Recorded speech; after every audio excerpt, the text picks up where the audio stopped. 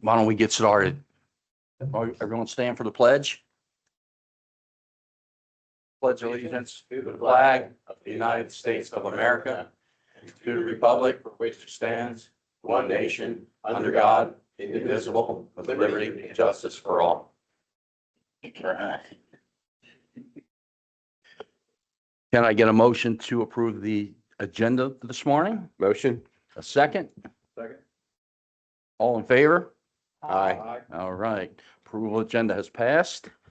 Can I get a motion to approve minutes from the September 20th regular meeting? Motion? Second? Second. Any discussion? All in favor? Aye. Approval minutes have passed. Director Hebner will talk about a email vote. Thank you, John. On October 11th, John Latham made an email motion to have a contractor enter the property of 142 Teal Circle to remove a dead tree deemed to be unsafe. Board approval is required per section 14.A of the Declaration of Restrictions and per the updated resolution MO1. The email vote and approval to proceed was unanimously approved by the board. The subject tree has been removed and the safety situation rectified. Thank you, Jeff. Good morning and welcome to our October Board of Directors meeting. Nice sunny morning here. Appreciate everyone taking the time to join us this morning. Before we get started, I just wanted to share a couple of reminders of some of the events that are happening in our community. On November 9th, we had the Stars, Stripes, and Stockings event at the Ocean Pines Yacht Club from 2 to 5 p.m. to help support our troops. I know many people have participated in similar events through the years. The annual Veterans Day ceremony will be at the South Pond on November 11th at the Veterans Memorial. The Ocean Pines Volunteer Golf Tournament will be held on November 2nd right here at Ocean Pines Golf Club. I'm not sure if I'll ask them if there are still available slots there or not. This evening from 5 to 8 at the Sports Core Pool, we have the Halloween Spooky Swim event. Another favorite here is the trivia is back at the Yacht Club on Thursday nights at 6 o'clock. Based on a recent ARC meeting we had, Director Brady will speak a little bit more about it here in the meeting. We'll be scheduling a town hall in the future here to discuss some recommended ARC changes. And just as a reminder, if you're not receiving the weekly e-blast, I would encourage you to sign up for that. They publish weekly events, kind of everything going on here in Ocean Pines. And there's lots and lots of good information in there. So get on the list. It's great information and just keeps you up to date. So, having said that, thank you. And we'll move on to the general manager's report. Thank you, John. Good morning, everybody. Morning, yeah. Beautiful day. Okay, so let's start with the GM report. The first slide. So we have some pictures there. Linda showed and Sarah here went out and took pictures of the Halloween festivities and everything. And I think our landscaping crew and beautification crew is doing a good job. We have enhanced that team with an additional member. All right, so here's what we're going to talk about today. This is pretty much what we do every month. And we'll give an update on the initiatives for the firehouse, the food and beverage. And I see that Joey's here. I'll ask him if he wants to jump in. We're going to talk a little bit about historic items, beautification, leaf budget, reserves. Okay, here we go. So the firehouse, this is a big one. This is moving right along. I believe it's going well. A lot of work has gone into this, a lot of pre-planning and now the planning stage. I like the way it's coming. I think we're in a good place. It's pretty much fitting what I've been updating, or we've all been updating the association and the board over the last 2 years. So the time frame, the project, the shovel in the ground now is probably going to be in the winter, maybe 1 or 2 months later than what we originally said. I don't see a problem with that. Where we are today, well, we have received the architectural and mechanical drawings, and we are working on those, and we're looking at them. So you can see we're pretty much getting to the pricing stage, and that's good. So the volunteer fire department, they are working with the interior designer on the furniture, fixtures, and floors. Not sure if Joey wants to give an update on that. They have the detail. They've been handling that piece, and I'm sure they'll update the board on that as we go.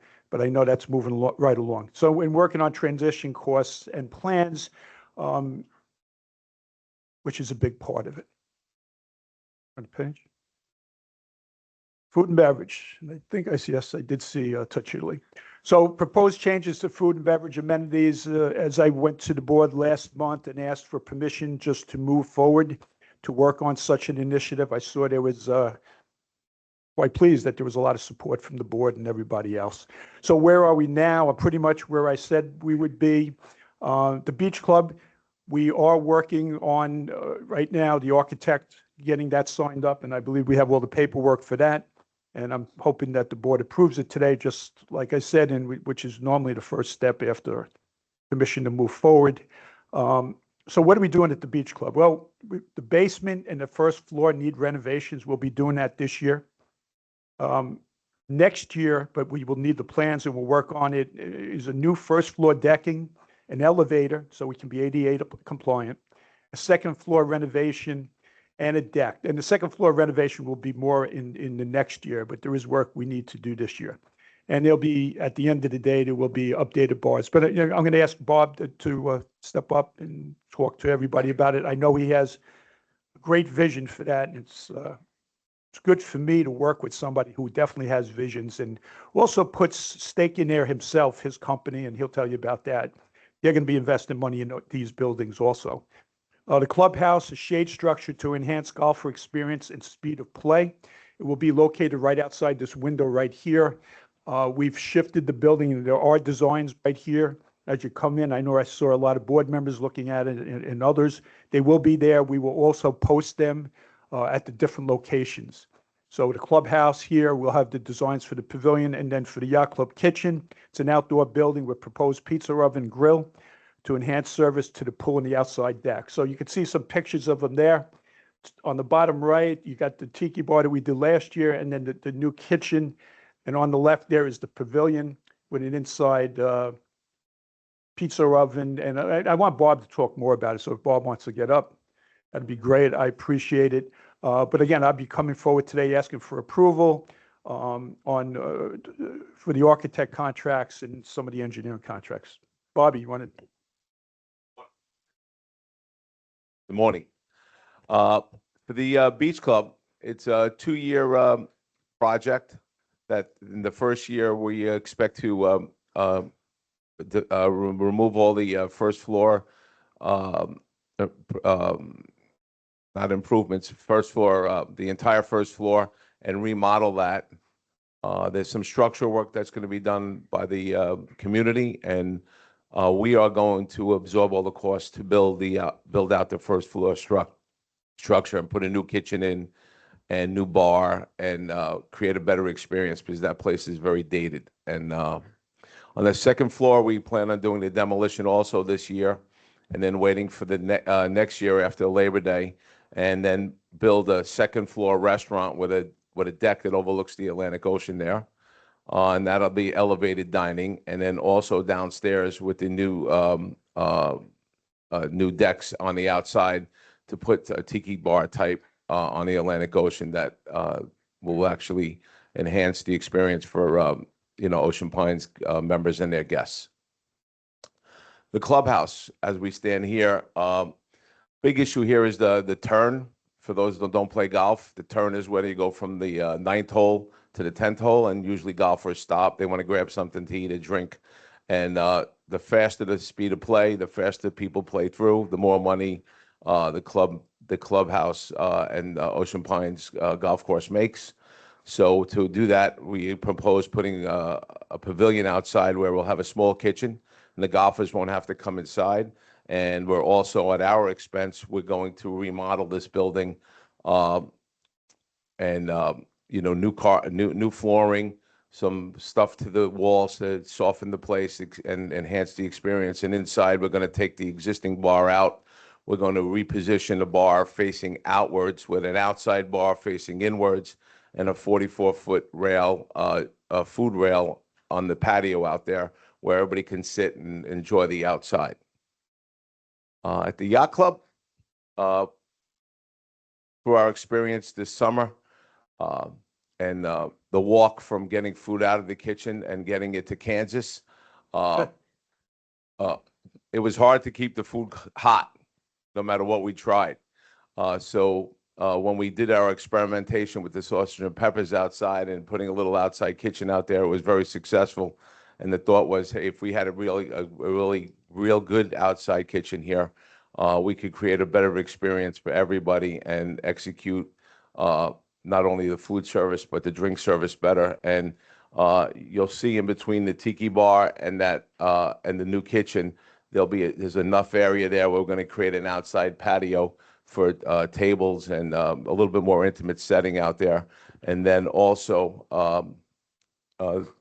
Ed Wells at Public Works came out with a great idea. They're going to relocate the fence at the pool, so it complies with the state to protect the pool when nobody's wet, so nobody falls in it. But also, you'll be able to now access the back of the tiki bar at all times, and everybody will be able to sit on the other side of the tiki bar and face the music and everything else that's going on.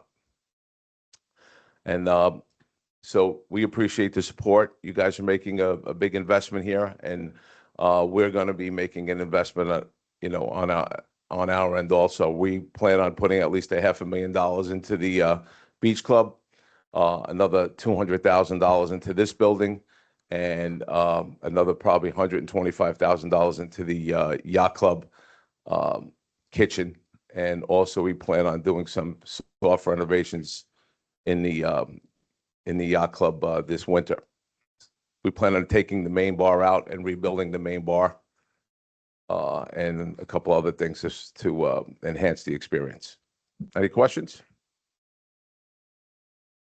Yes, Steve. As to the beach club, Yes, sir. I understand the goal would be for the second floor to be a year-round restaurant. Is that a fair description? It is, but maybe 9, 10 months. Maybe there's 2 months that it's not open. Right. Yeah. Okay. Would it also, the first floor also be year-round, or are you just looking for the prime summer months there? Prime summer months downstairs, Okay, and so you would close off the first floor correct, in the fall, winter, spring. correct. And then one other question, as to the clubhouse, your intent is to have it so that golfers could go over there to get something at the turn? Yes. Okay, and what is if you've thought about it, I'm going to ask anyway. Yeah. What is the menu that you plan to be offering? By the way, just word in my own defense, I don't eat at the turn, so. I Okay, am neither gonna do I. ask. Neither do I. It's gonna be quick and fast. Wraps, hot dogs, burgers, nothing fancy, just to keep them moving. Thanks. For $6. And also it'll give you the ability to have events out there under the pavilion. And because the patio is not going to be encumbered, we could put a tent up there, and then the kitchen's big enough to support any golf events that we have planned and outings, and support a whole outdoor experience there.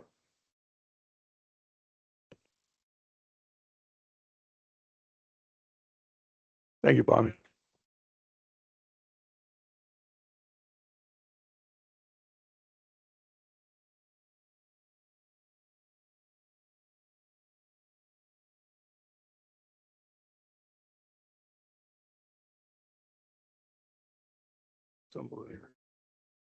Yeah, I was actually going to talk about that, sir.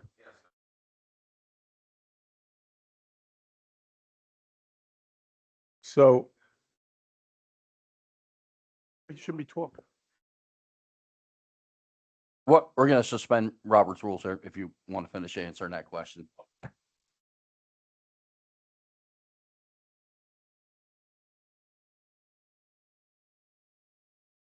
I was going to answer. I was going to say all this.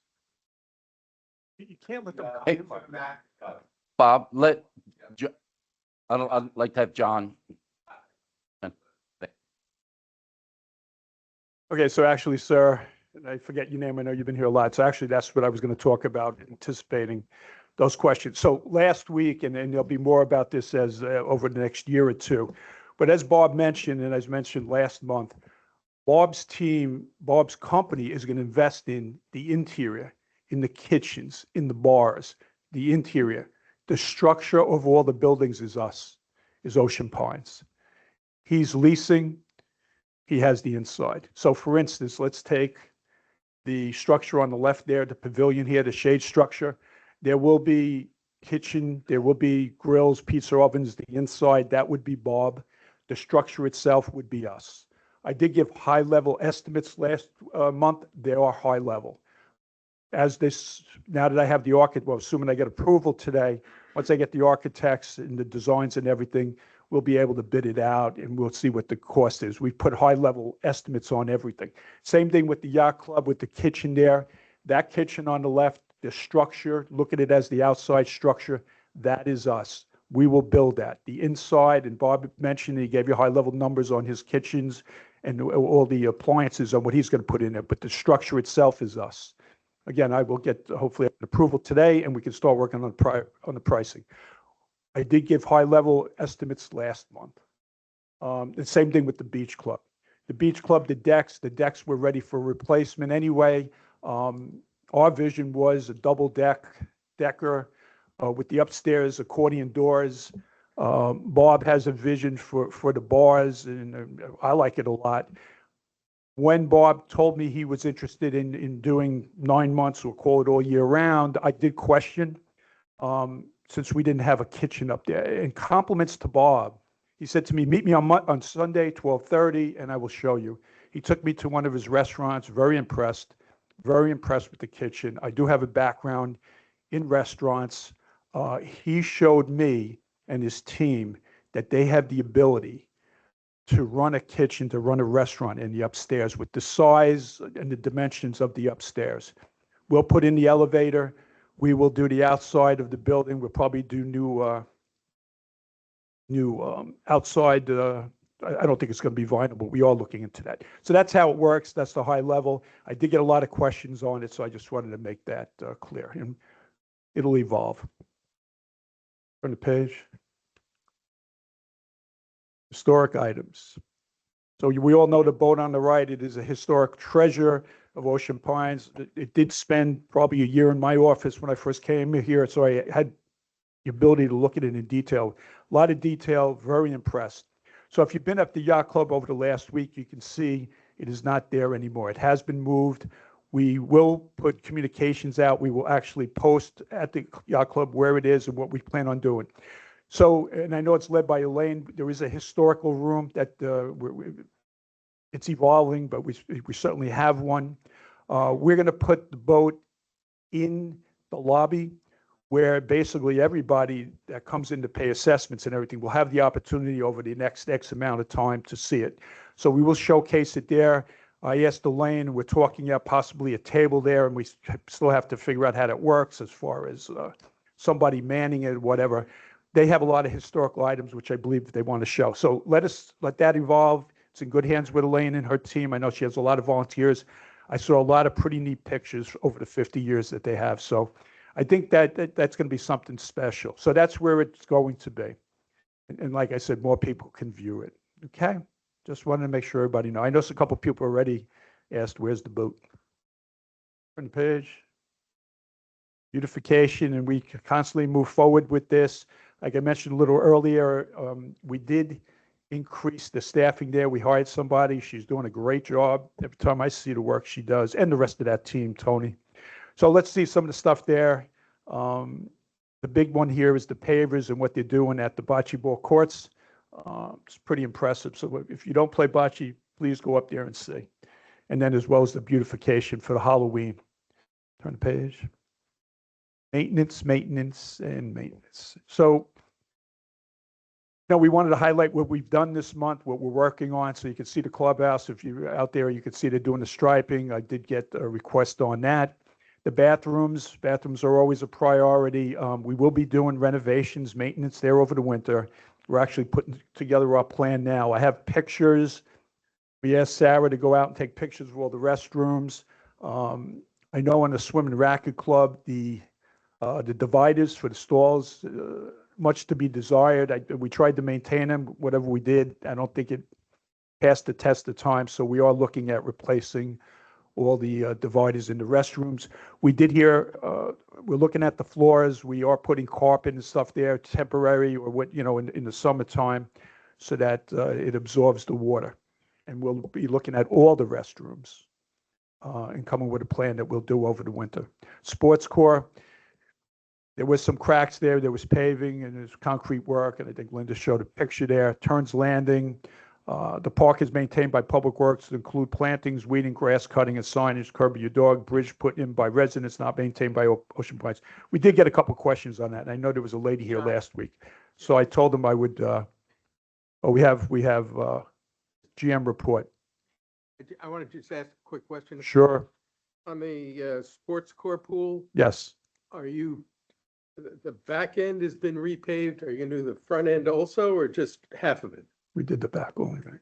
So right now, as I mentioned, we did the back. Are you saying there's something in the front that needs to be done? We'll look at it. Write it down. I did not inspect it. Okay, I'll go over and But look at it. My sense was front end, or according to these pictures, not paved. Probably need as much repair Okay. as the back end. All right. I'm just curious as to what the plans are. I'm not, I didn't hear anything on the front. I will go over there. We'll certainly do it. We'll get, look, Lynn's writing it down. okay. Appreciate you pointing it out. I didn't, whoever pointed out the other stuff didn't point that out. We'll take care of it. Leaf collection. So on the bottom there, if you're looking at the electronic signs, we have it. I think it's a pretty impressive paper bag. We will grab it. I have to say, compliments to Ocean Pines. What I saw last year, what I've seen over the last 12 months, and what that is doing for the ditches and the drainage is very impressive. I appreciate it. Everybody, pretty much. I drive around. The ditches have been well maintained, and I hope we keep up the good work. So the bags will be on sale. I know there's, well, in fact, we have all the dates here between Ocean Pines Public Works and Republic. So please bag your leaves. 26-27 budget.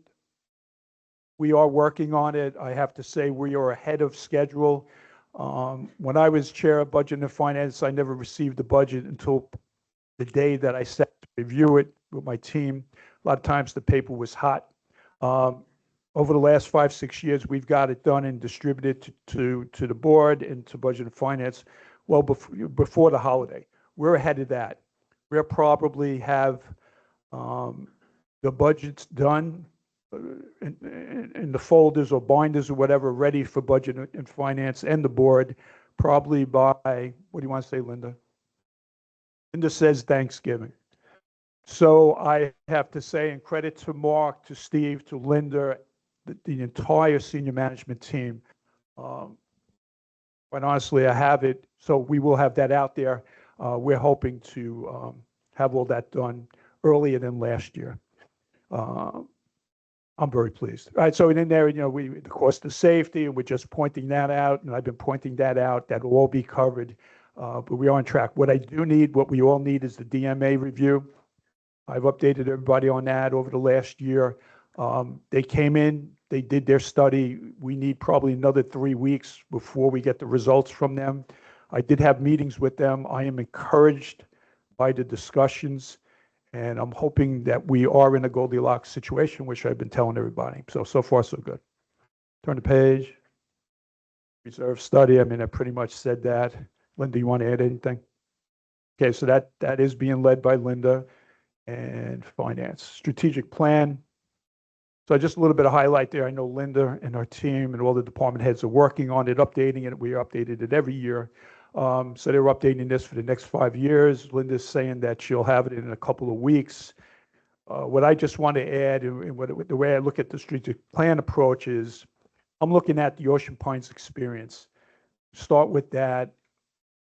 And I've talked about this in everything we've updated every month. We want to enhance the customer experience, the amenities, We want to develop our team. And most importantly, we want to give the best value, and I'm sure the board and everybody, the best value for the assessment. Linda. Okay, the metrics for the month, we had 13 new violations, 81 are closed out. We currently, at the end of September, 135 open. 72 of the 135 are illegal. We did have, I think, 5 that we filed suit on, so we are moving along with the legal violations. Work orders for September, 95 new work orders, 55 closed, 188 still open. The majority open is in drainage, 79, and we're going to get the contractor out to resolve the 48 that are over 60 days. Hey, Linda, Stuart has a question. Yeah, hey, Lynn. I don't ever remember only 135 CPI violations left after a month. Is this a record low? Not the record low, Is but this close to it. Pretty darn close. Thank you. Okay, and customer service, 71 emails and phone calls in the month of September. Majority just general questions, 35. And then for any questions, email info@oceanpines.org.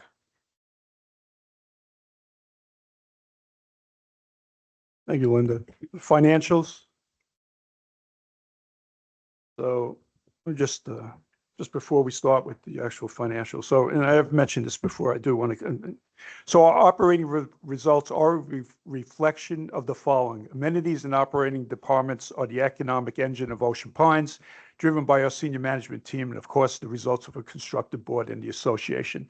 So with that said, there's the monthly. It's pretty much straightforward. This is the way we're supposed to per our scrolls. Go to the far right, go down to the bottom, and you can see we're favorable to budget, around $50,000, 54, according to the schedule. So, you know, what caused this? You can see it up there as far as the mechanics. You can see golf. Golf was favorable. I have to say, we are seeing some softness in golf, but still, numbers are very good, as well as everything. The food and beverage there shows unfavorable, however, and I do want to ask the board today, and I'm going to come forward next month, and I will inform the chair of Budget and Finance, which I guess I'm doing now. So what happened when we did the budget for food and beverage, and obviously it was done differently mechanically this year, since now we are a lease or lessor versus a hybrid approach. So what we did not include in the budget for food and beverage was the insurance on the buildings. We had that in a separate line item. It was in the total, and everything in the total net for Ocean Pines is there. When we were doing the actuals, Mark and I were looking at it. Mark noticed the insurance. He came and he spoke to me, and I said, you know, gee, it's part of food and beverage. We should allocate it, and we have.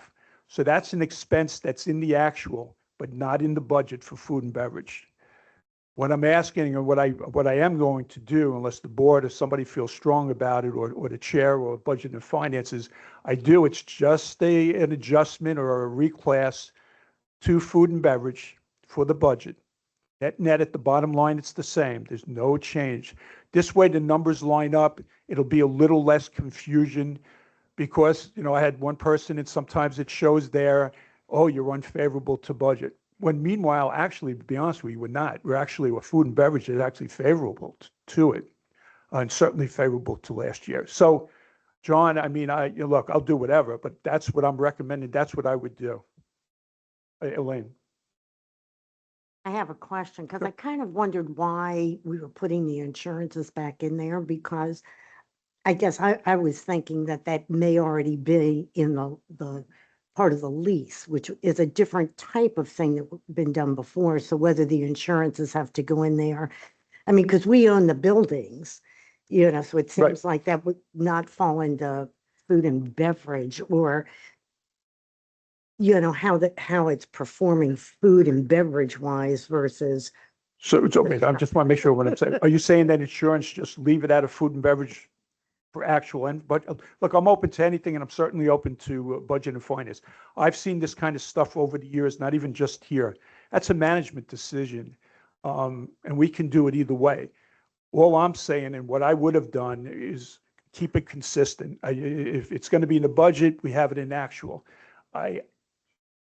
Whether we allocate it or charge it against food and beverage doesn't matter to me. I'm open to suggestions, and certainly I see Doug is here, but Stuart. I don't think any of us on this board have an MBA. What's your suggestion? So, so what I would do is I would adjust the budget for it. I would keep it there. And I appreciate that, Stuart, and everybody else. It's an easy thing. It'll be one less thing, because I know there is a little confusion. People ask, and John asked me to clear up, and I will do a little more on the food and beverage. So thank you, Stuart, and thank you, board. Yeah, where's Doug? You good? Hey, Apple, right, but apples to apples. You'll let me adjust the budget? Whatever. Yeah, thank you. Yeah. Thank you, Doug. Yeah, we're all on the same page. All right. All right, we're good. All right, we'll make that change next month. All right, so a little more, I mean, I know John gets some questions, and we got some. So let's look at the food and beverage, right? In the past, it was a P&L, just like every other amenity and everything. You had the revenue, you had the expenses, and then what we did at the end was there was a calculation of a bonus that the contractor received, and then whatever was left over, we received. Now, since we are a lessor, I don't have a regular P&L. I certainly have a P&L. You always do, but the P&L now is just the lease income each month, the revenue that we receive from the percentage of non-alcohol sales that Touch Italy makes.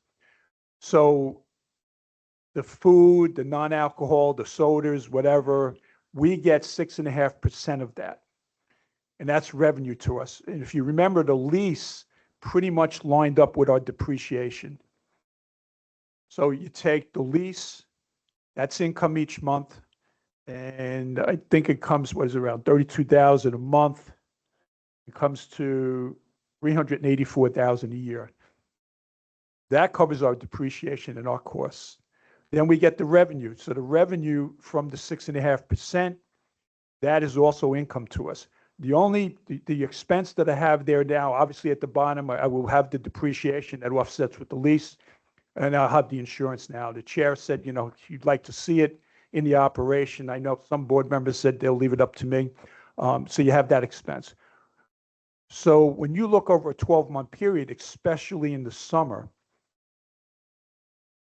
because the lease income is spread over 12 months and the revenue is, the old way, where the bulk of, just like all our amenities, the bulk of the income and everything is during that 16-week period. For that period in the summer, when you're dealing with a regular P&L, odds are those numbers would be higher than the way it is spread over time. But now, over the next couple of months, it'll be more income for us. So that's why I've been saying I'd rather just give you the forecast for food and beverage and compare that to last year's food and beverage over 12 months, and that's the best way you can pretty much see it. So last year for 12 months, after depreciation, Ocean Pines lost around $100,000. This year, what's forecasted after depreciation, after insurance, is favorable in the black to Ocean Pines of $150,000. The difference is $250,000 for food and beverage versus last year. Again, I still have 7 months. We are tracking it. This is what we do. We have a very good accounting department. They give me everything I'm asking for it. We're working with Touch Italy. That's the forecast. All right. So you can kind of see that's a $250,000 at the end of the year. Hopefully, when I'm at the annual meeting, and you see the results and you see favorability here, especially from the prior year, food and beverage is definitely driving it, and the entire team. Any questions on that? John asked me, and certainly John was right to go through that again. Hopefully I made it clearer. I see a lot of nodding. Thank you, everybody. All right, so let's do year to date. I mean, it pretty much. All right, so on the year to date, we are favorable, 330,000. Not as favorable as last year, but as I've mentioned, as we've all talked about during the budget process, we increased the budget. We increased that part. So obviously you are going to have, you got to meet higher results each month, each year to try to get more favorability. But this is good. The 330,000, what makes that up? Well, a couple of things. But some of the big things on that is we did have favorability in the EDUs. It's a hard number to predict during the budget process. We do have EDUs coming in based on the Triple Crown properties towards the north. We did get some grants. The county did give us a grant of $50,000 that's in there. The casino money came in favorable. We did have favorability in finance. We had an open position. Actually, we had an open position. We had a couple other openings, and we have favorability there. The good thing is the entire team got everything done. Hey, John, quick question on the EDUs, just so everyone Sure. is clear. So once those lots close, right? Right. There's a fee assessed at Triple Crown, and that's how we generate that revenue. Is that correct? So correct. So if you buy a lot in Triple Crown, and then obviously you're going to build there. So for the water and sewer, you need an EDU. You need to purchase that EDU. Now, if you've been following this over the last 20 years, when the builder bought that, he had an agreement with Ocean Pines. So if you bought a house in there, you're paying $8,500 for the EDU. Today, those EDUs are probably double and triple that. So you kind of get a good deal there, but correct. That money is revenue to us. We do budget for them, but again, we don't know who's going to close and who's going to build the houses. So yeah, we had favorability this year. Yep. Where was it? So let me just check anything else. The rest, there's favorability in revenues. Like I said, we're starting to see a little softness in golf, but the place is packed and all good. We did have some situations in September, which were corrected very quickly. And I have increased and allocated more money to maintenance, to maintain the sand traps and fairways, new sod for the tee boxes. So we not only got it corrected very quickly, which we're trying to get to the root cause, no pun intended, but we are working on that. All right, so 3:30, that's all I got. If anybody's got questions, I'll answer them quick.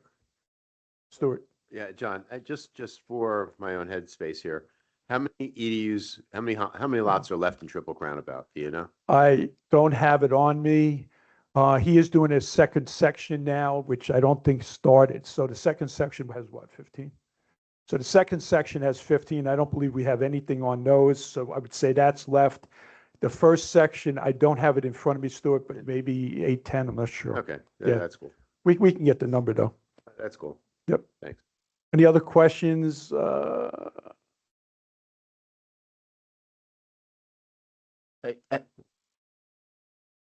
I'll suspend Robert's rules for a quick question.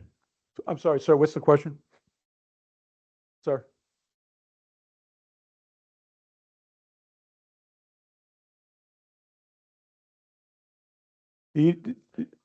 So the EDUs are 8,500? 8,500, but if you were to build somewhere else, I believe the EDUs are way higher. I don't know about normally, or they have gone up. I mean, that you'd have to ask the county. I know on Triple Crown, the contractor, probably 20 years ago, had some type of deal with Ocean Pines and everything, and got the rights or purchased these EDUs for 8,500. Today, I'm telling you, they're double or triple. So if you bought a lot somewhere else in Ocean Pines, I guarantee you're paying more for an EDU. Okay, we'll reinstate Robert's rules, John, so you can finish. Okay, thank you. All right. Anybody else? Okay, so our reserve, we always put this in here, the reserve summary. So if you look down bottom left, bottom right. So what we're trying to do there is estimate at the end of this fiscal year what our reserves will be. Obviously, this is important. These are balance sheet items. We have a lot of spend coming up. The DMA study, that tool is very important to tie everything together. And they will tell us, they're an outside independent firm. They will they will recommend, or they will tell us, based upon the new regulations that were put in a couple of years ago, and we're in compliance with it, how much they believe, as experts, that we need in our reserve funds. So as you know, just to give you some history, they first came in 2017. At the time, it was not a requirement for homeowners associations to have such a study. We were ahead of the curve on that. They gave us a recommendation. They came in and said, you know, they were talking that we should have, if anybody was there back then, I happened to be on the budget and finance, they were talking 100% of what you need, 100%. At that time, that number probably would have been $25 million, and we only had a couple $1 million. Based upon the discussions, and I think it was like a 3-day event, and the board and everybody else, the budget and finance chair recommended to everybody and asked DMA, what if we were in a range of 22 to 24%? If you look at what we're going to spend over the next couple of years, and we do have the power to assess, we will be there. And everybody agreed on that. And the write-up was that we would be 22 to 24%, and we were in that range. Subsequently, they came back in a couple of years later. I asked to do a DMA light study, and Budget and Finance was involved, and Budget and Finance recommended that we go to 30%, 30 to 32%. We said over time, we'll strive for that. DMA blessed that. Now, the regulations came out after that, and you have to have a study every 5 years. So it's been 5 years since we did that study. They're in there, they're in the process. Now, the landscape, my opinion from talking to them, the landscape has changed. I don't believe he's going to come in and say we have to have 100%. You could see from my numbers or our numbers up there, we would be nowhere near that. I believe it will not be 30%. It will probably be less than 30%, but we have to wait for the report. So once I have that, everything will fit in, and I stand by what I've been telling this association all summer and everything. I believe we have a Goldilocks situation based upon the spend, the construction, and what we want to do here in Ocean Pines. And I do not believe we will have this, you know, spike either way. Questions on that? That's a big one. I mean, questions? Take them. Okay, so. Thank you, John. Yep. So, and just up there, so you can see the fire department costs. We have that in there. That will probably shift. You see the 1.7 there, first column, second number to the bottom. That's probably going to shift between 2 fiscal years. So we probably end up with a little higher. But once we get all the numbers, we get the fire department, all that, I'll have all the spreadsheets and everything will be spelled out over the next 2 years for everybody. Turn the page. That's it, Treasury. Thanks, John. Monica, Treasurer's Report. Thanks, John. As of September 30th, the association had approximately 17.1 million in cash. Cash decreased 800,000 from the same time period last year. Cash decreased 700,000 from August of this year. We have 7.9 million invested in CDARS. We realized 52,000 in interest income. The remaining 9.2 million is in insured sweep accounts, treasury bills, money market, and other operating accounts, diversified between 2 local banks. Thank you, Monica. We'll move on to public comments. Members wishing to make comments must state their name and address. Time limit for comments is 5 minutes per person. As a reminder, this is not a question and answer forum. Public question. Yep. Come forward, right?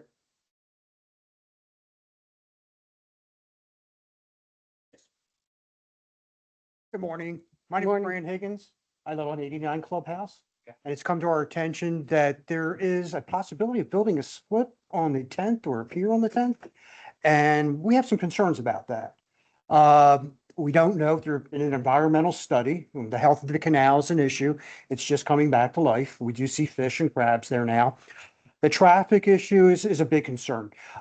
If you look at the 10th, you'll know that there's a bridge right there.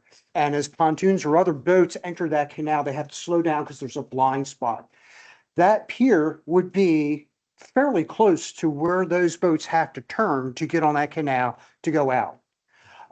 We have a lot of kids in that neighborhood who paddleboard and kayak, so we're concerned about their safety We understand that that pier is going to be unmanned. So I'm a little worried about the liability issue because people who will use it will also access this bar. So that's something to consider.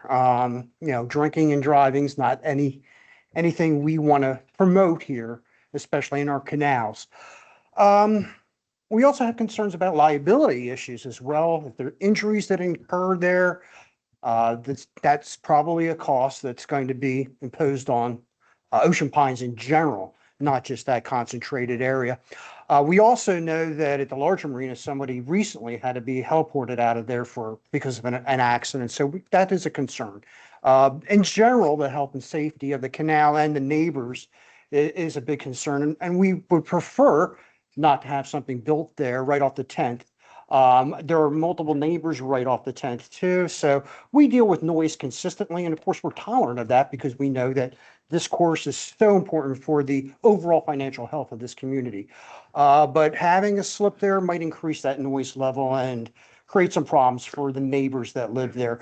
It doesn't just impact the immediate neighbors either. It impacts the inner canals because, again, increased traffic could create a log jam at that, what I might call an elbow to enter that canal. So I just wanted to bring that forward and ask you to please consider maybe not building a slip there that could create a plethora of problems. Thank you for your time. Thank you. Thank you very much. Thank you. Come forward, Laura.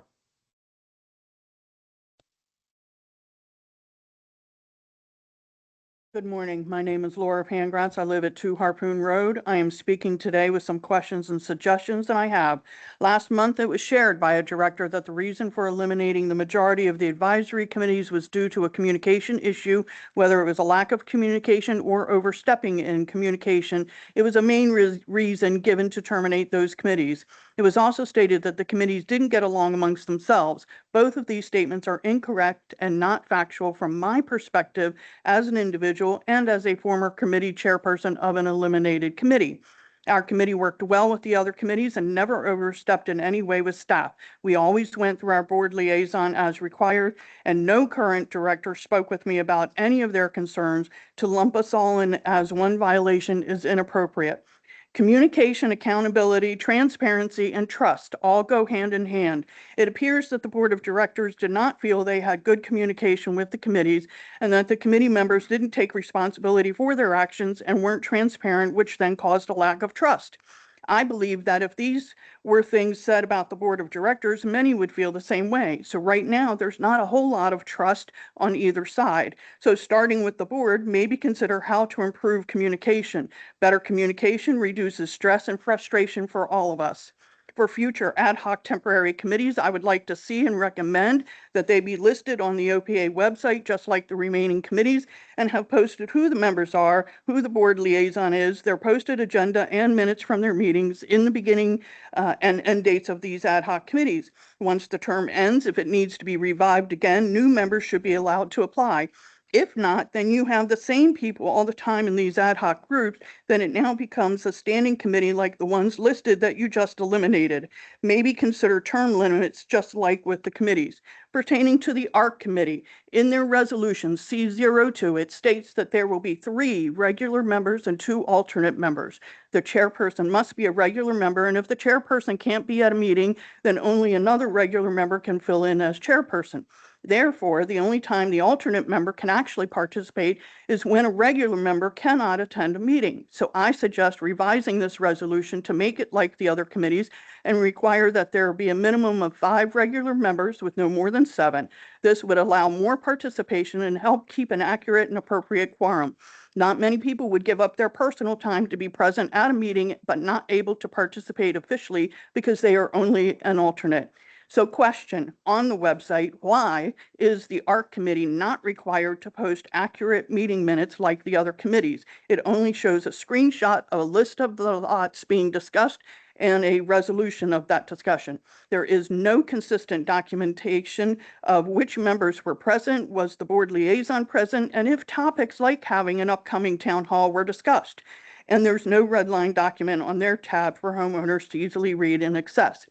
Are they using Robert's Rules of Order? I understand about not recording those meetings, but the calendar doesn't even tell you where they hold their meetings. This is not being equal and consistent with the other committees. So I suggest this be required moving forward, as it would increase communication, accountability, and transparency, and document the discussions on each revision being suggested for everyone to see. Final thought. Our committees were a free way to make sure there were checks and balances on all things related to Ocean Pines. Removing these committees now means we, as homeowners, are to trust that things are being kept in compliance. We are now relying on legal counsel and staff to complete these tasks, possibly with added fees. Will there be an increase in the budget because of extra fees related to these tasks? Is this in writing, and it should be shared in the budget process? Thank you for your time, and I appreciate you listening. Being heard and appreciated is very much the foundation in a good business, a nonprofit, and within committees consisting of volunteers who want to serve because of their passion for our community and not to just please the board of directors. It's obvious that to eliminate listening to each other, the solution is to close the door on volunteering and only listen to those that have the same view as yourselves. Diversify and become a board that actually works together and listens to each other's as directors. Be willing to consider someone else's suggestions. This will increase the communication, accountability, transparency, and trust among us all. I would like to finish by thanking our board liaison, Mr. Jacobs, for being the best board liaison that I have experienced in my time on the committee. And I would also like to thank my fellow committee members, Keith, Augie, Camilla, Joe, and Bob. And we did great work together. And thank you. Mr. Trumbull would be proud of our commitment to Ocean Pines. Thank you, Laura. You're right on. I think she practiced that one. Any additional public comments, please come forward. Seeing none, I'll close the floor for public comments. We'll move on to capital request.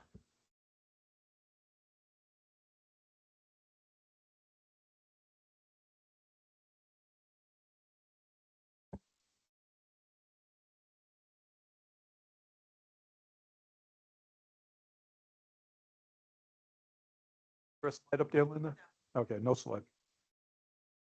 Capital request, Beach Club basement plans and engineering design, requesting authorization to go forward with staff recommendation of $75,000 for Atlantic planning and development for the architectural plans for the Beach Club. Do I have a motion to approve the capital request of $75,000 for the purchase of Beach Club plans and engineering design? So moved. Do I have a second? Second. Discussion. Steve. John, I have one overall question about the three capital requests, and then I have a particular question about this. Okay.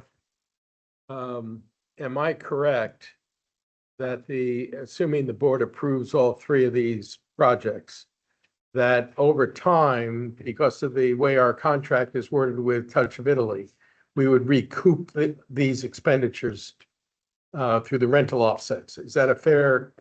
Yeah, so Let me assumption. I'm not. I understand how the you question. count, but it's a fair Yeah, assumption. yeah, I understand the question. So the answer is yes, since this would have to be part of a discussion with them, which has already taken place. I have had discussions, I don't know if Bob's still here, as well as Bob's finance guy. So the answer in general is yes. Okay. So that would be a part of it, as well as obviously we're looking at possibly a revenue percentage also. Where this is different is this would be a startup up there. And I would recommend to the board and everybody that, there's a startup time for them too, on how they do that, because they are investing a lot of money. But in general, the answer to your question is yes. And then my second question deals with this specific proposal. As I'm reading, and I'm really sort of looking at the cover page from Atlantic Planning and Development, the expenditures would go only to drawings at this point, correct? Any future expenditures that we would have to incur, you'd have to come back to us for approval. Yes, so today, and I want to make sure I got, so the answer is yes. I'm just coming forward today for the architectural and maybe some engineering, but correct. Obviously, I have to start with the drawings. When I came in here last month, we just had high preliminary sketches or whatever. Correct, I'll be coming back. As you can see with the numbers I estimated last month, I will be coming back for construction, engineering, and possibly some other stuff, yes. And I'm sorry. I need it first. Have one more question on Sure. this. In the past, particularly with the Beach Club, we have tried to do a lot of the improvements that we've done sort of on an annual basis in-house, particularly for the ground floor. And am I correct to assume, again, this would be your intent to do as much in-house to defray costs as possible? So that's always my intent, and we always try. I can tell you on this is pretty much going to be outside contractors. We have been updating that deck and what I call the boardwalk in the front in-house. The painting we've outsourced, but this pretty much would be outsourced contractors. Thank you. Yeah, I just want to add one thing in this too. A lot of this proposed spend that we're making and we've talked about, like for instance, the decks, that was all coming up for replacement anyway. I mean, we are going to enhance it. We did want to do an upstairs deck even ourselves to get that view, to recapture the view of the ocean. So that was going to happen either way. We're able to take it. We might have just had a bar up there. That was my idea. Touch of Italy obviously is bringing it to the next level, and I'm happy to have them as a partner. Any other discussion? Yeah, Or, John, so that I'm clear, the Yacht Club pizza stand is about 40,800. The clubhouse pavilion is about 51,000 for the drawings. The Beach Club, I didn't see the Beach Club numbers in there for the drawings. You just approved that. I'm sorry. Yeah, You I'm just sorry. approved That was that. my mistake. So we're looking at a total of about 91,800 for the other two sets of drawings. Oh, for the other two that I didn't get to yet. Right, the other two, right, Once we get there. right. Okay. So the whole thing like 160 Okay, gotcha. as soon as I finish. I was ahead of you, sorry. and, yeah, any other questions, discussion from the board? John, I'm glad you pointed out the reserve study at that Beach Club, because again, just so everyone knows, we were going to spend significant, that building, if you've been over there, it's a little bit tired. But anyways, thanks for pointing that out, because we were going to spend it, and having a partner to help us share those expenses will be nice. Right, to take it to the next level. And the elevator is needed for ADA. We were grandfathered. That's something that we've been thinking about. So the cost would have been there anyway, especially on that building for us. Thank you. Got two more. Seeing no further discussion, call the question. All in favor, say aye. That motion passes. Clubhouse, Clubhouse Outdoor Pavilion Engineering Design, requesting authorization to go forward with staff recommendation of 51,000 for Vista Design. motion to approve capital request of 51,000 for the purchase of Clubhouse Outdoor Pavilion Engineering Design. Do I have a motion? Motion. Do I have a second? Any discussion? Steve, Oh, Steve? John, sorry. I have to say I'm somewhat torn on this one. I do not see, I don't see this as being workable. I understand the goal. right, The goal is in part to make sure we don't fall behind on pace of play and all that sort of stuff at the golf course. I get that. right. And I know that is an issue that the golf committee, prior to its demise, had raised. In fact, I think I passed it on to you in an email because I was asked to do so, about the pace of play. But I'm not convinced, frankly, that the sort of construction that's going to be suggested out here is going to substantially increase the pace of play. When this issue was raised several months ago, it really was a factor that there's insufficient staffing in the kitchen and in the restaurant to meet the need for the golfers. And moving something to the outside If you haven't addressed that problem, I'm not sure how you're going to address this problem. And of course, the idea is we're going to make the restaurant here more year-round comfortable. I'm not sure that this is going to work, but I guess at this point, we're sort of starting to walk down that path. If there was an assurance that there would be more revenue generated by this, I would be a lot more convinced. But at best, what we're talking about is breaking even with what we've got now. Even with the adjustments to the rent. I don't see this as necessarily being a revenue center to increase our revenue. Okay. Just let me know when you're done so I can respond. Oh, Lane, you're done? Go ahead, Elaine. I guess I look at it differently, and I'm not a golfer, so I'll say that up front, but I have golfed in the past. Is that my understanding for this is I do know that if you're coming off the course, you're going in there, whether it's enough staffing or not, to me, I would just think it takes a lot more time to get food and beverage coming inside where there are also a lot of other people being attended to. Whereas if you're coming around the turn and you've got like a tiki bar and a quick, thing where you can grab something or get something very, easily done, it would be a revenue generator, I think. Some people probably just go skipping through, or they brought their own little cooler or whatever, because they want to keep the play going. That's just my thought on it, so. Okay. Anybody else before I respond to Steve? Go ahead, John. I think, Oh, Monica. Monica? And we always talk about enhancing the experience. And to me, Well this is a huge effort to enhance the experience. That's all. Thank you, Jeff. Monica. Go ahead, John. Oh, sorry. Jeff? Yeah, I just want to echo what Monica said. I mean, you got the quality of the service, quality of the food, the price of everything, the experience. It's all about, that all comes together as the total experience. And that's what we're trying to enhance. Yeah. That's the way I look at it. Yeah.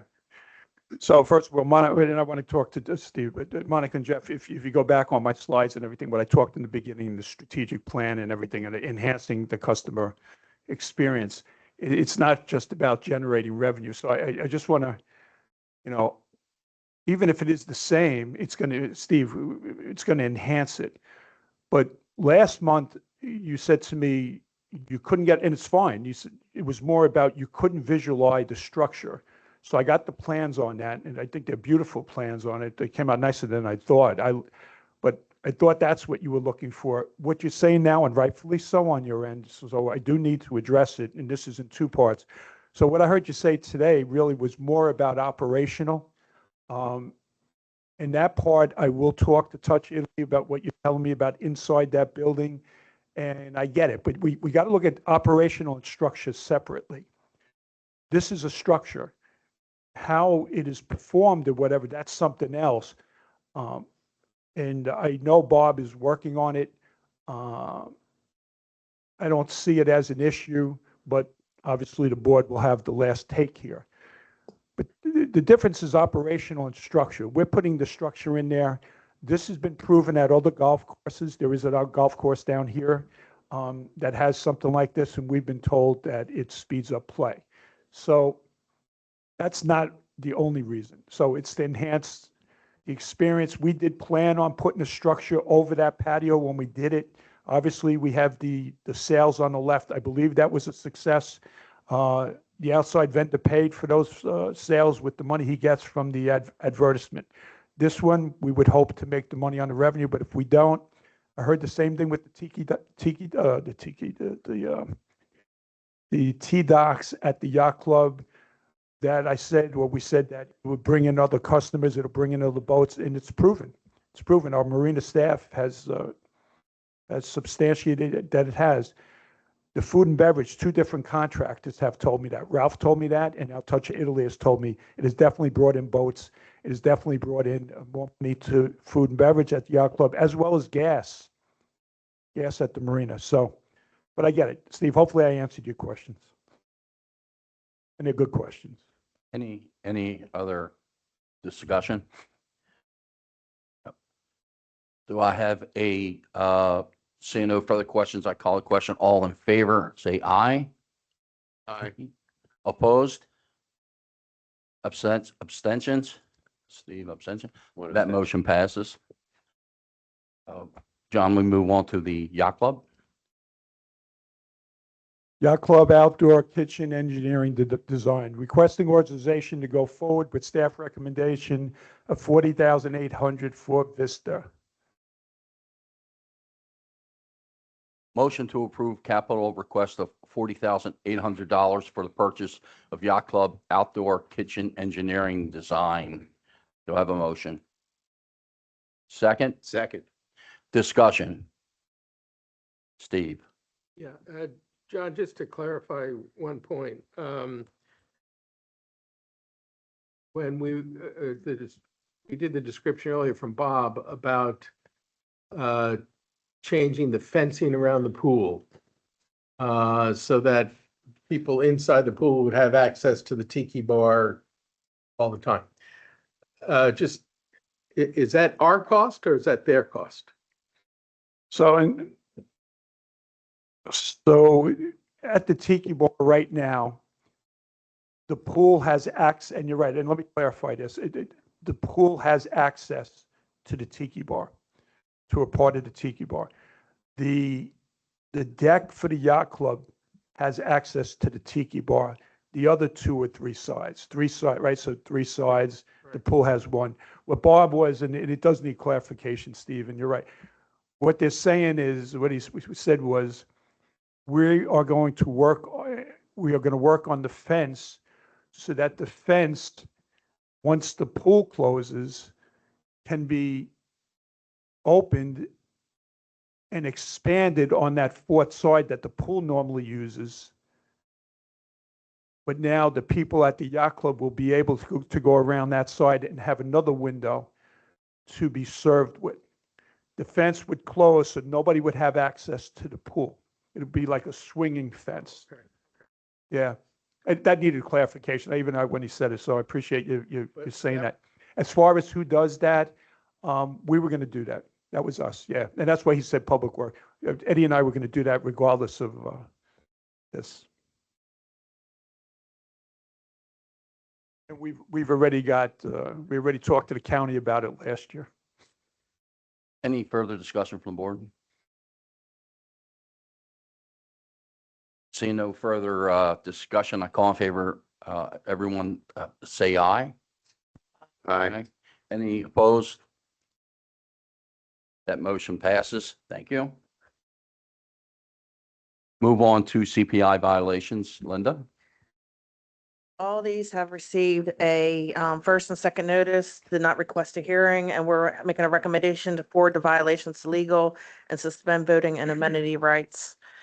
15 Sandpiper Lane, 2 Cape Town Road, 14 Cape Town Road, 167 Ocean Parkway, 110 Sandy Hook Road, 82 Clubhouse Drive, 14 Sandy Hook Road, 42 Bramblewood Drive, 41 Bramblewood Drive, 38 Cresthaven Drive, 158 Nottingham Lane, 7 Castle Drive, 94 Robin Hood Trail, 22 Auden Court, and 24 Morning Mist Drive.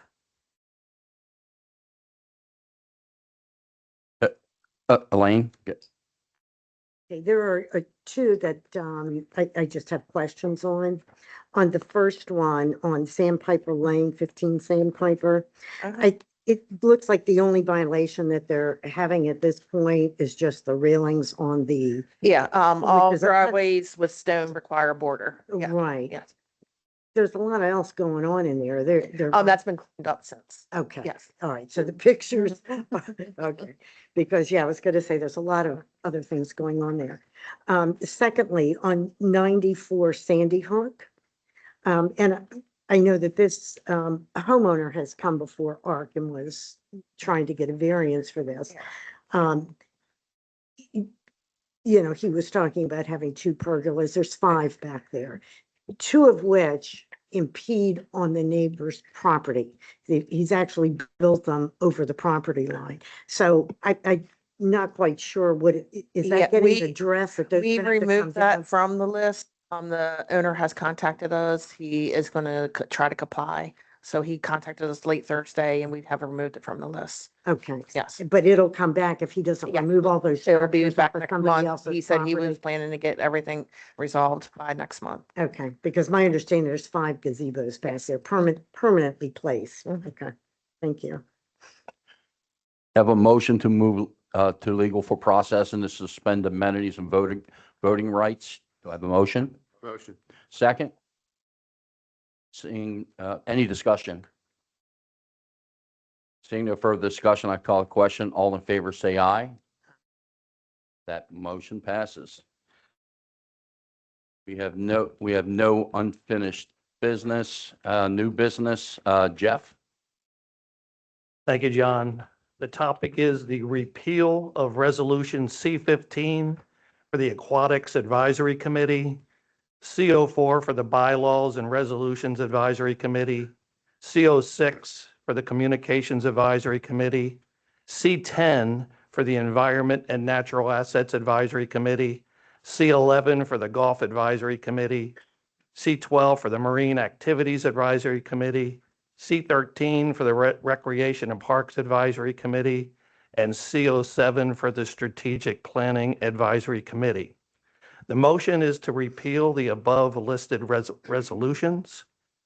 The purpose and effect: the above listed resolutions define the purpose and functions of the advisory committee, which were all approved to be terminated at the September 20th, 2025 board meeting. Therefore, the board resolutions associated with these committees should be repealed in their entirety. The background: the repeal of these resolutions received a first reading at the September 20th, 2025 regular board meeting. The discussion: the above listed committees are purely advisory in nature under OPA's governing documents, existing at the pleasure of the OPA board. As stated in the board resolution CO-1, OPA's governing document authorizes the board to establish advisory committees as may be necessary to or convenient in the association's discharging of its duties. Advisory committees take direction from the board and provide requested advice to the board under resolutions CO-1, are encouraged to provide recommendations to the board that will enhance the management and functioning of the association. The repeal of the associated advisory committee resolutions is a necessary and related step to the termination of the advisory committees. I have a motion to repeal the committee's associated resolution. Motion. Do I have a second? Second. Any discussion? Steve? No great surprise. I don't intend to rehash all of the discussion that took place last month. I will note, and I believe I'm correct about this, that while we are repealing these various, for lack of a better term, charter resolutions or committee resolutions, they actually do remain in the book of resolutions. They're just marked as repealed. They're not, you don't actually physically take them out of the book of resolutions. That being said, I remain convinced that board took a wrong step last month in killing off these advisory committees. The level of passion, rancor, whatever term you want to use, that was at the last meeting, I think was self-evident. But I have no doubt as to what's going to happen this morning. So I'm going to oppose the resolution, but I would renew my earlier view that this is just a mistake that the board has made. And we'll probably at some point, long after we're all gone, we'll start seeing these committees coming back in one form or another. But as I say, this is just a mistake that shouldn't have been made. We'll leave it at that. Thank you. Any, Elaine? I would like to just, put in my 2 cents on this. I really have found, and especially working with the historic group and some others, is that we're not wanting people to be involved. In fact, we want them to be involved. I think the committee system had, you know, it's had its time. I think now it's task groups with a very specific agenda, and feedback to the board. And so I do feel like it's a more modern, better approach, a more productive for both the folks who sit on those committees. It allows other people to join in. We have a relatively few number of people that were on all of those committees. Task groups, when you have sort of a designated kind of chore or thoughts to bring back, to the board for consideration. I think it just worked better, and it allows other people to come in and out, people who may have, different backgrounds on things. So I don't think that, we are trying to throw everything out. I think we're just trying to look at a better system for everybody involved. Any additional discussion? Seeing none, I call the question. All in favor, say aye. Aye. Opposition? That motion passes. Elaine, first reading changes to ARC guidelines. Yes, first, I think I'll just start off talking about the special meeting so that everybody kind of understands where we're coming from this. The board had received documentation from the ARC committee for some changes, which happens on a regular basis. We did the first reading on it, and then the board, of course, looked at the documents, the kinds of changes that they were trying to make, and we had certainly some concerns, specifically directed at the as-built survey requirements that they were wishing to get enacted. So, we called for a special meeting, which we had this last week, and had, a full discussion with the committee members and, from the board. Truthfully, we weren't happy at any of those changes. At that time, we've now sent that document back to the ARC committee to revise based upon the conversations and the board's wishes for that. However, what I wish to do today, because there was one item within that change that really does need to be done as soon as possible. The rest of it, we're not looking to rush. It needs to be done right, not quickly. But this one particular item does need to be changed. Currently, the order of permits are, if you're in a secondary HOA, in some of the newer communities, you have to get a letter from your HOA for whatever it is that you want to do. Then you have to go to the county to get a permit, and then lastly, you would come back to Ocean Pines. It was creating some problems for some folks because they didn't realize sometimes that they didn't have to get two sets of permits. They would get the county permit, they would go ahead and get the work done, but the county doesn't have the same types of restrictions that we had. So then later, a number of people were coming back to ARC because they were getting violated for doing things on their property. And then they were, having to take things down or trying to get a variance for something that Ocean Pines doesn't allow. We have different setbacks, BRLs is what they're called. Some people go directly out to the property line building their home, and then they want to put a fence. Well, you don't have any room to put a fence. But they will get a permit from the county and just move ahead.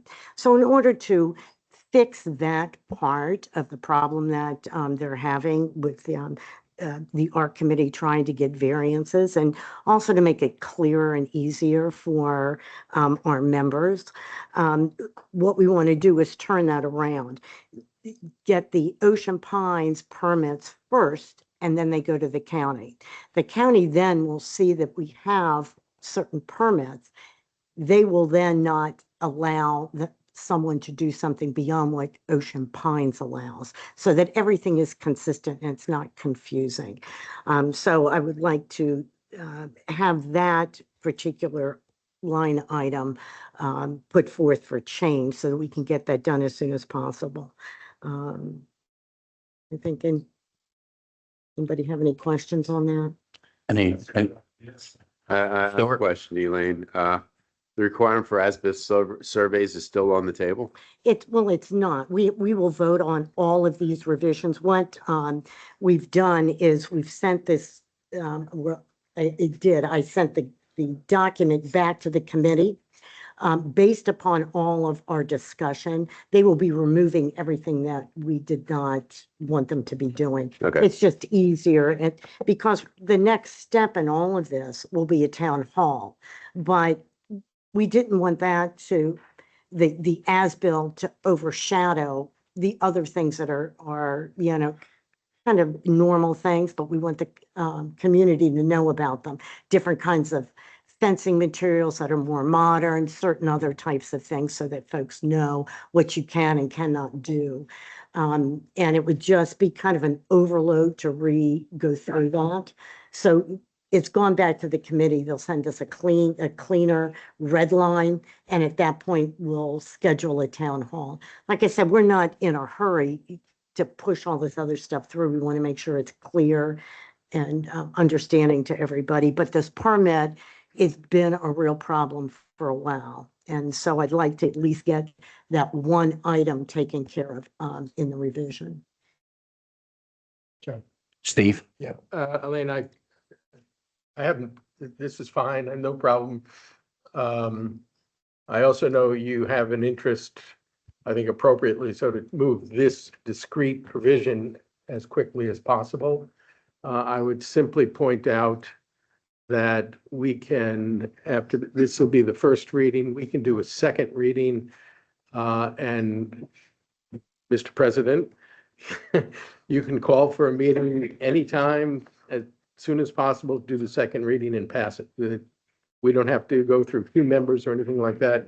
We can put that burden on you just to get this over and done with in the next several days. And get this discrete provision taken care of, and then we will deal with everything else, the town hall and the final versions down the road.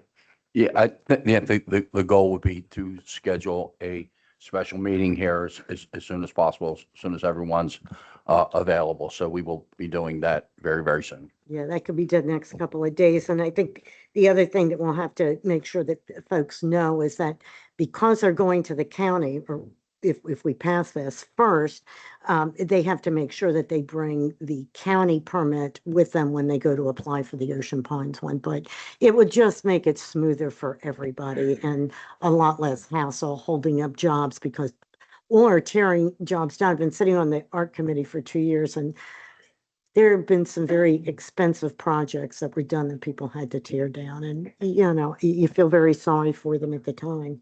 So. Any additional questions before we move on? So next steps there, we'll schedule a special meeting probably in the next week or so. Moving on, the next, pretty excited about this one. Motion to authorize the signing of the site lease agreement with Milestone Towers. Chief Robinson, you have like to?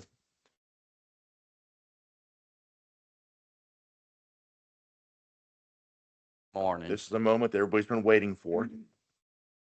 So what we're bringing forward today is, I'm sure you'll have a chance to review it, the contract with Milestone Towers to erect the cell phone tower here in Ocean Pines. That is great news. Yes. And anything else you want to add, Chief? When they build it, they will have the actual architect or the drawings for all the exhibits. They will have those for us this week coming up, and it is there. I have confirmed it is going to look like a tree, and of course, everybody's going to know it's not a real tree, but it's going to hopefully blend in and trying to keep the little bit of beauty that we've come to know here in Ocean Pines. Thank you, sir. Do I have a motion to, I'm sorry, go ahead, Monica. Motion to authorize the signing of the site lease agreement with Milestone Towers. Do I have a motion? Do I have a second? Second. Discussion.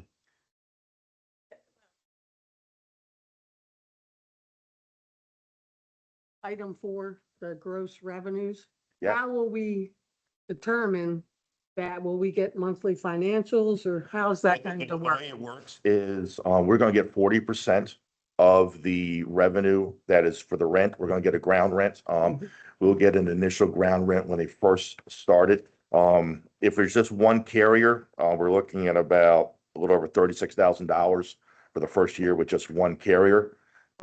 That includes the initial $20,000 payment. And if we get all three carriers, and I have been told that all three major carriers, Verizon, AT&T, and T-Mobile, are planning on coming on board. And if that happens, it's going to be a consistent mid-30s by $35,000 a year rent to Ocean Pines.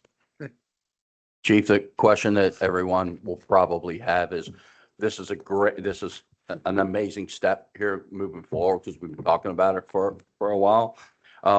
Like, how do you, I know when we had the Milestone gentleman in here, he was like 12 months, 18 months or something like that. I mean, what could our, It's going to Community be expect? sometime probably, I talked to him in the last week. He said realistically, next November. next semester, because they'll handle any permit related. They're That's going to not- do everything. They're going to take care of Okay. the permits. Once we sign, it's all in their hands. Gotcha. Thank you. Elaine? Just, and this was just really from quickly scanning through the document, so maybe I missed something, but seemed to be a clause, and I just wanted to get clear on something, that if they get this project going and then after a while they decide it's not financially feasible for them or whatever, and they decide to pull out of doing this cell tower or something, Excuse me? if they decide they're not going to use that tower any longer, do they take it down? Or Yeah, is it I just think left I there? understood it correctly that if they decide not to do it, they have to take it down at their Okay, expense. that's all I wanted to make sure that we're just not gonna have a iron something that's not doing anything. Large. We large need to be a large definitively district. clear. Yes. I Right? believe it did say that We they will need to take. be definitively clear. Yes. Go ahead, Steve. Not, we think. Chief, I have no problem with the proposal. I just have a couple of concerns, again, with paragraph 4. And I don't know who the appropriate person would be to respond, whether it be Bruce or you, or even John for that matter, but. Okay, here's my question. The definition of gross revenues that's in here, can I make the assumption that's sort of boilerplate language? The concern I have, frankly, is that I could see Milestone and the carriers working out a deal which they pick up more of the front end costs to drive down the rents, and we don't realize as much revenue. Because the revenue is really, it is based upon the rental of the space on the tower. So it's the three carriers paying in. It's not, has nothing to do with cell phone traffic or anything like that. I will tell you, I compared when I first reached out to Milestone, the reason I did was they signed a contract, and they built the towers at 3 locations on the Wacomico County schools. I looked at what they were getting an average a month for each one of the towers, and it's about what we're going to be getting. So it is it's about a standard. It is gets paid. boilerplate language. Well, it is standard for 40%, and they're bringing it in when you figure out they have 3 locations, and all 3 of their locations are bringing in about mid-30s a month on their financials. And just where I used to live, there was a cell tower built that was meant to hide it as a tree. You know what it is. I'm Yes. going to tell you right now. You know what it is. It's not a tree, but you give them an A for effort Yeah. and leave it at that. Okay, thank you. Any additional questions for the chief and the board? You're welcome. Thank you. So we have that was discussion. I call the question. All in favor? Any opposition? That motion passes. Thank you. There are no appointments. Have a motion to adjourn. Second, Second. all in favor? Aye. This meeting is adjourned.